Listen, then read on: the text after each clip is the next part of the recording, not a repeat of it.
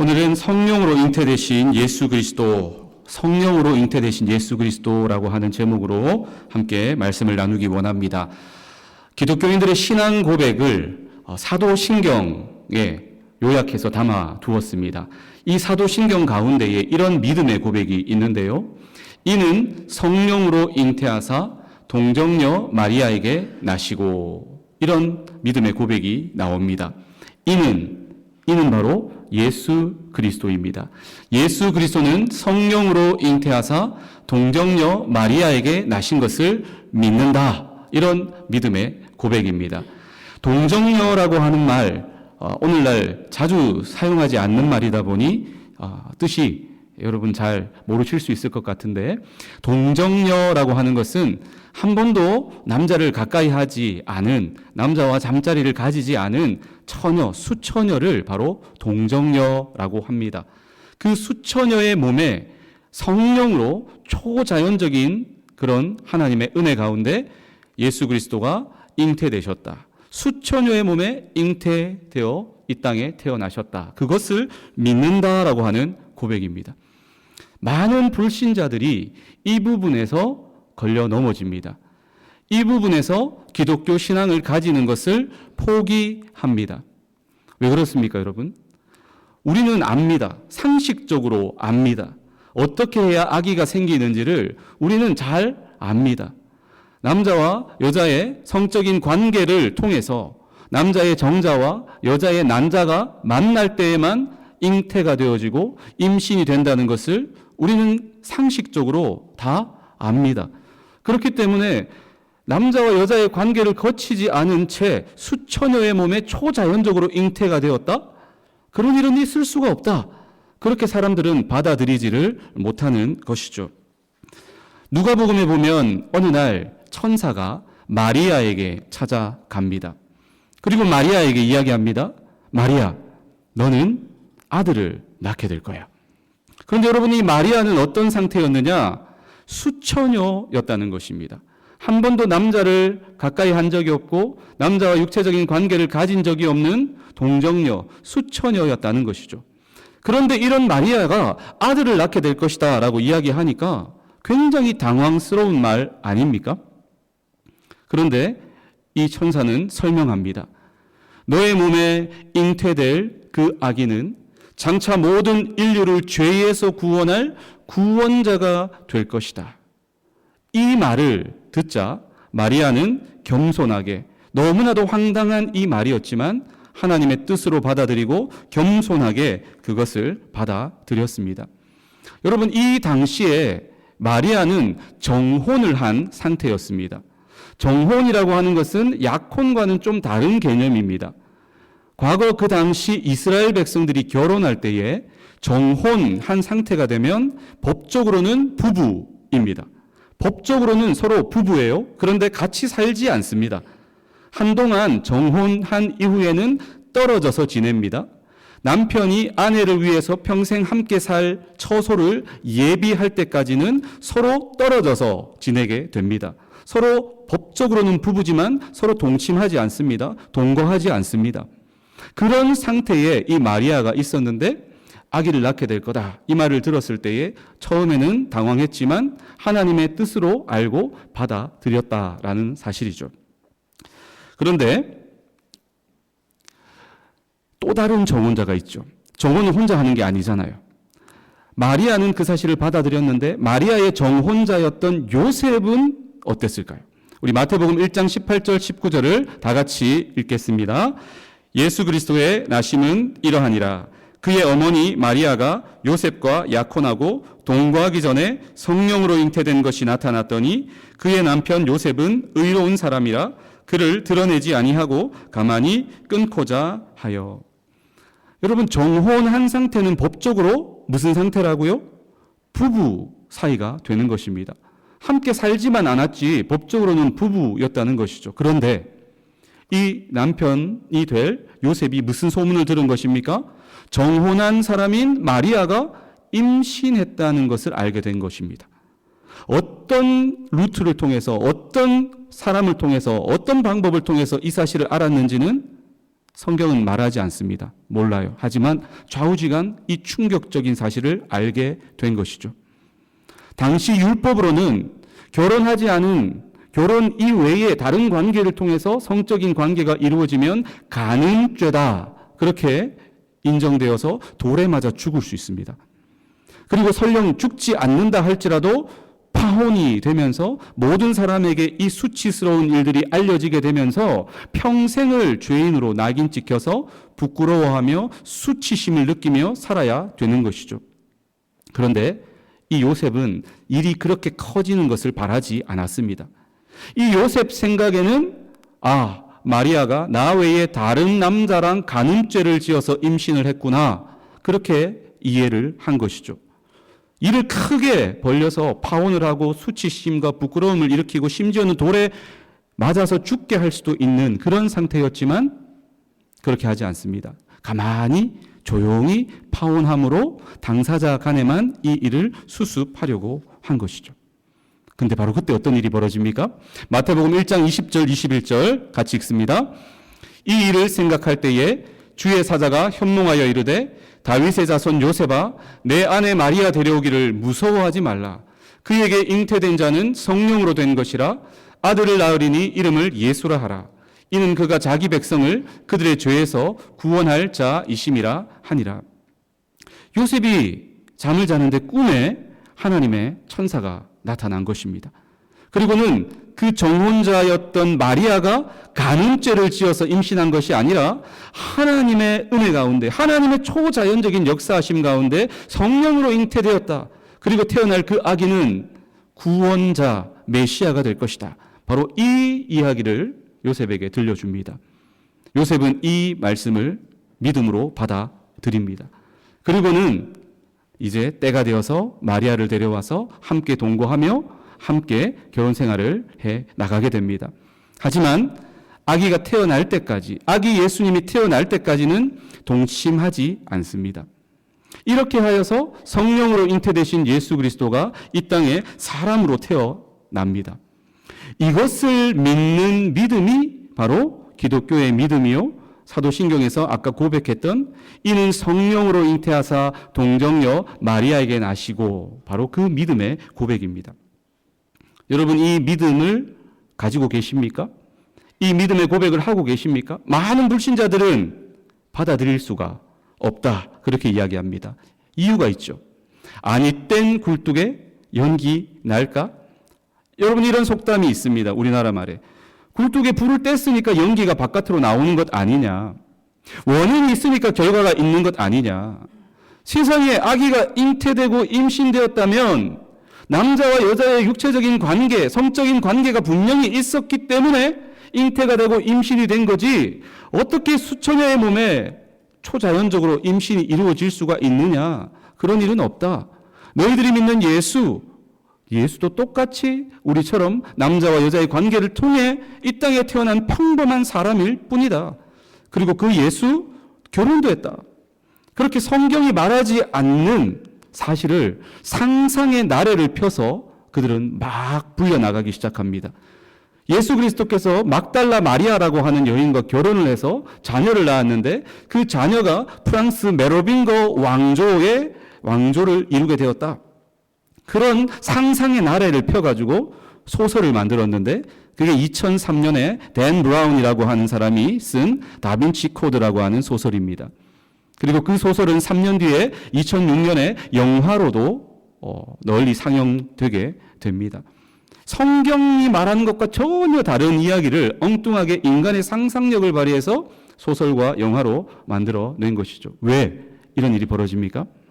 예수 그리스도는 사람일 뿐이지, 우리하고 똑같이 태어났고 똑같이 살다가 똑같이 죽은 사람일 뿐이지, 기독교가 말하는 메시아도 아니고 십자가에 죽으셨다가 부활한 구원자가 아니다, 그렇게 받아들이는 것입니다. 왜요?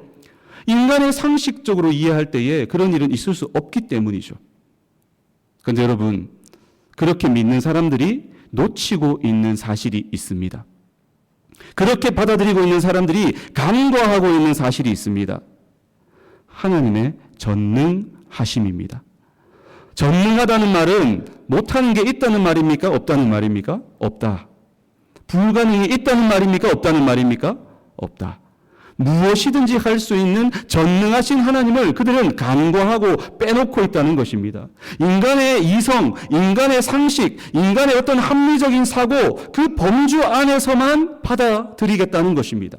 그것을 넘어서고 그것을 벗어나면 그것은 받아들이지 않겠다.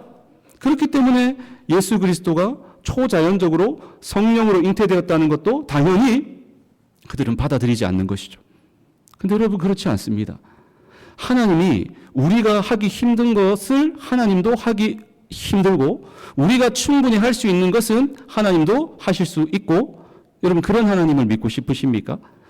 그런 존재가 하나님이 되실 수 있습니까? 우리보다 조금 더 낫거나 우리와 똑같은 수준이라면 그분은 더 이상 하나님이 아니십니다. 하나님은 전능하십니다. 하나님은 무에서 유를 창조하실 수 있습니다. 하나님은 말씀으로 이 세상 천지 만물을 지으셨고 지금도 다스리고 계십니다. 하나님은 수많은 기적을 얼마든지 거뜬하게 일으키실 수 있는 불가능이 없으신 전능하신 하나님이십니다. 하나님은 죽은 자도 살려내실 수 있는 그런 전능하신 하나님이십니다. 하나님의 전능하심을 믿는다면 여러분, 처녀의 몸에 잉태가 된다. 그것이 여러분 어려울까요? 하나님이 하신다면 불가능할까요? 그렇지 않다는 것이죠. 얼마든지 가능하다라는 것입니다. 그렇기 때문에 우리는 여기에서 그건 안 돼라고 생각하기보다도 그렇지. 하나님이라면 하실 수 있지. 그런데 왜 그렇게 하셨을까에 여러분 우리의 초점을 맞출 필요가 있습니다. 도대체 왜 예수님은 성령으로 잉태되셨는가? 초자연적으로 잉태되셔야만 했는가? 여러분에게 세 가지 이유를 함께 나누어 드리기를 원합니다. 첫 번째 이유, 그것은 바로 원죄를 피해서 이 땅에 태어나시기 위해서입니다. 원죄가 무엇입니까? 근원이 되는 죄, 뿌리가 되는 죄, original sin, 그게 바로 원죄입니다. 하나님이 만든 처음 사람 아담, 그리고 아담의 아내인 하와가 하나님이 지으신 에덴 동산에서 행복하게 살았습니다. 하나님은 에덴 동산의 청지기로서 아담과 하와가 하나님이 맡기신 사명을 감당하며 행복하게 평안하게 살기를 원하셨습니다. 에덴 동산에 있는 모든 것들을 마음대로 먹고 마음대로 누리고 마음대로 즐겨도 좋다. 딱 하나. 에덴 동산의 가장 한가운데에 있는 선악을 알게 하는 나무의 열매는 먹지 마라. 먹으면 반드시 죽는다. 여러분, 하나님이 왜 이렇게 한 가지 금지 조항을 붙이셨을까요? 하나님이 꼰대라서? 하나님의 속이 좁으셔서? 아닙니다.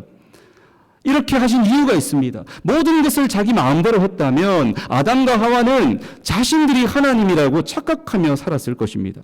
그런데 에덴 동산 한가운데에 있는 선악을 알게 하는 나무의 열매를 보는 순간 나는 피조물이구나.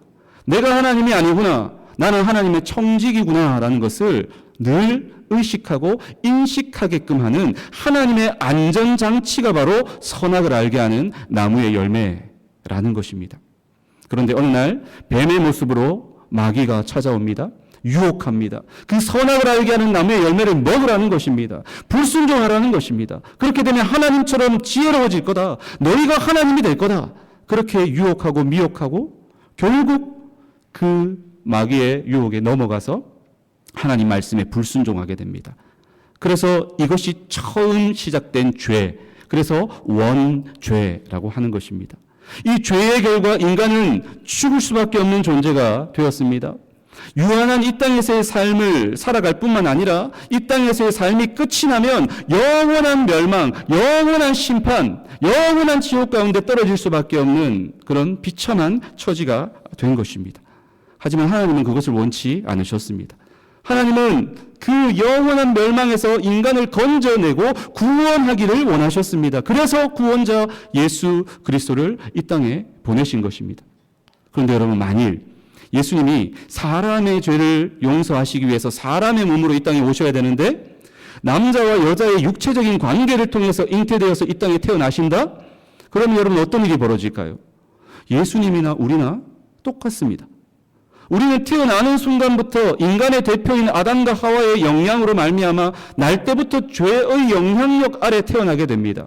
원죄의 영향력을 떨쳐낼 수 없고 날 때부터 죄인으로 태어나서 죄인으로 살다가 죄인으로 죽어 영원히 멸망당하는 것, 이게 인간의 운명인데 예수님도 우리하고 똑같은 방법으로 태어났다면 원죄를 가지고 태어나시는 거예요. 죄인이 죄인을 대신하여 죽을 수 있습니까? 죄인이 죄인을 대신하여 그 죄인을 구원할 수 있습니까? 자격이 없는 것이죠. 반드시 죄 없는 사람으로 태어나셔야 하는 것입니다. 그래서 죄 없이 원죄를 피해서 사람의 몸을 입고 이 땅에 오시기 위해서 처녀의 몸에, 동정녀 마리아의 몸에 초자연적으로 잉태가 되셨다라는 것이죠. 두 번째 이유가 있습니다. 왜 예수님은 성령으로 잉태되셨는가? 구원이 하나님의 전적인 은혜다라고 하는 것을 우리에게 보여주시기 위해서입니다. 여러분, 세상 사람들은 저 나름대로 구원받기 위해서 노력합니다. 열심히 자기 스스로의 힘과 노력과 어떤 공로를 쌓아가지고 내가 이 인생 한번 구원해보겠다고 그렇게 열심히 노력합니다. 어떤 사람들은 열심히 기도해서 구원받으려고 합니다. 수십 번, 수백 번, 수천 번 엎드려서 기도함으로 내가 구원받으려고 합니다. 어떤 사람들은 선행을 쌓습니다. 늘 착한 일하고 좋은 일하고 선행을 하면서 차곡차곡 쌓이면 구원받겠지. 그렇게 선행을 통해 구원받으려고 합니다. 어떤 사람들은 열심히 책을 읽습니다. 열심히 배우고 공부합니다. 지식을 통해서 구원받아 보겠다고 그렇게 노력을 하는 사람도 있습니다. 어떤 사람은 자신의 몸을 막 해를 가합니다. 칼로 긋기도 하고 무릎으로 계단을 기어 올라가기도 하고 물구나무 서가지고 계속해서 그렇게 생활하기도 하고 밤에 잠을 자는데 누워서 자는 것이 아니라 앉아가지고 잠을 자기도 하고 자신의 몸을 괴롭히면서 고생을 하면서 그렇게 해서 내가 구원받아 보겠다고 그렇게 수많은 다양한 방법들을 통해서 인간의 노력과 의지와 지식과 또 공로로 구원받겠다고 노력하는데 중요한 사실은 그렇게 해서 구원받을 수 있을까요? 숟가락 들고 여러분이 저 광안리 바닷가에 가서 해운대 바닷가에 가서 그 바다를 숟가락으로 모래를 퍼다가 메우려고 한다면 가능한 일입니까? 불가능합니다. 인간의 그 어떤 노력으로도 인간 편에서는 구원을 얻을 수 있는 방법이 없다. 초자연적으로 인간이 할 수 없는 처녀의 몸에 잉태되어지는 이 모습을 우리에게 보여주심으로 구원은 너희들의 노력으로 되는 것이 아니다. 구원은 너희들의 의지로 되는 것이 아니다. 구원은 오직 나의 은혜로만 되는 것이다. 하나님은 그것을 우리들에게 보여주시기 위해서 처녀의 몸에 잉태되어서 예수님이 이 땅에 오게 하셨다라는 것입니다. 구원은 하나님의 전적인 은혜요 선물이라는 것이죠. 마지막 세 번째 이유가 있습니다. 왜 예수님은 성령으로 잉태되셨을까? 바로 예수 그리스도가 하나님의 아들이심을 보여주시기 위해서입니다. 여러분, 사람은 남자와 여자의 관계를 통해서 태어나게 됩니다. 아빠와 엄마의 관계를 통해서 태어나게 되면 그 자식은 누구를 닮습니까? 아빠, 엄마를 닮습니다. 아빠로부터 엄마로부터 그 육체의 어떤 모든 것들을 물려받아 그래서 태어나기 때문에 아빠, 엄마를 닮은 사람으로 살아가게 됩니다. 그런데 예수님은 어떻습니까? 예수님은 처녀의 몸에 잉태되셨지만 아빠인 육신의 아버지인 요셉, 육신의 어머니인 마리아로부터 물려받은 것이 없습니다.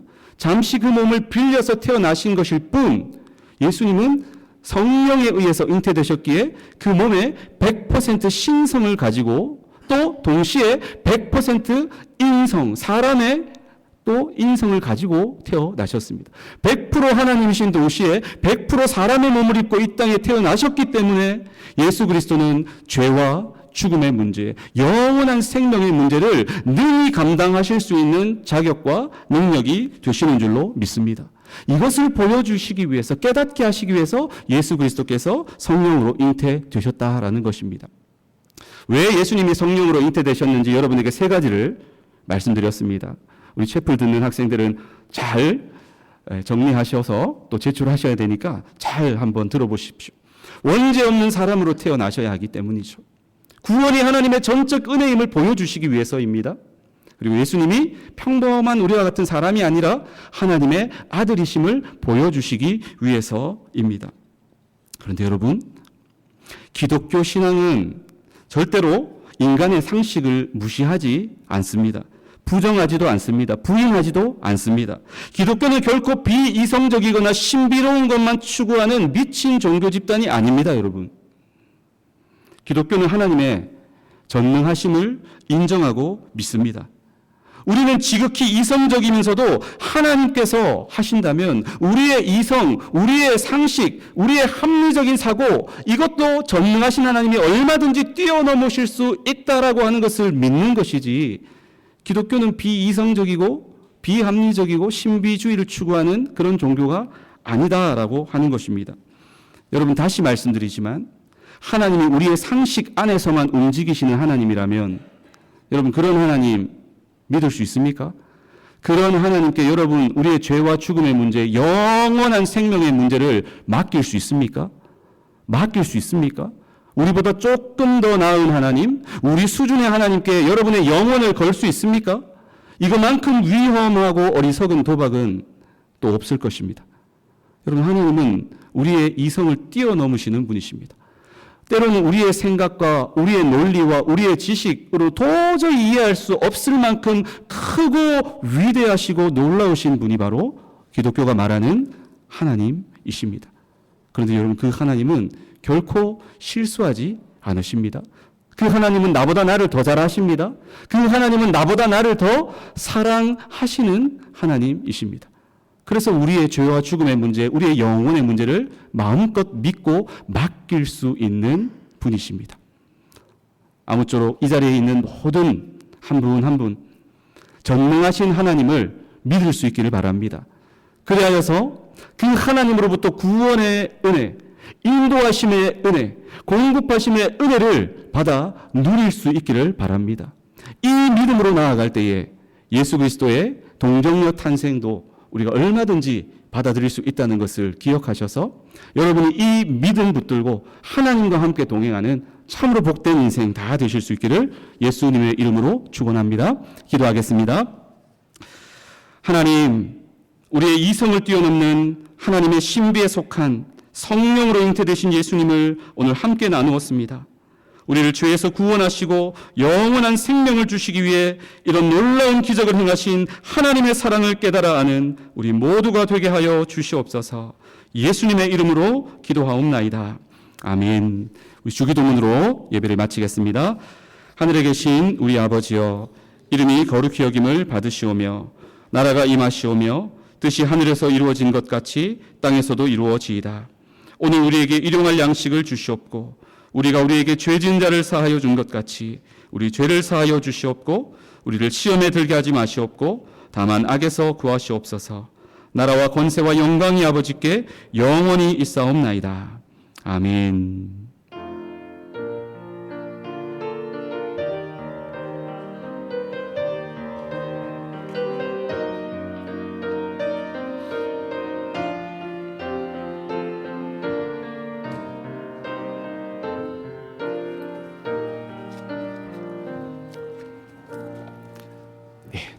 수요 제풀 마쳤습니다. 안녕히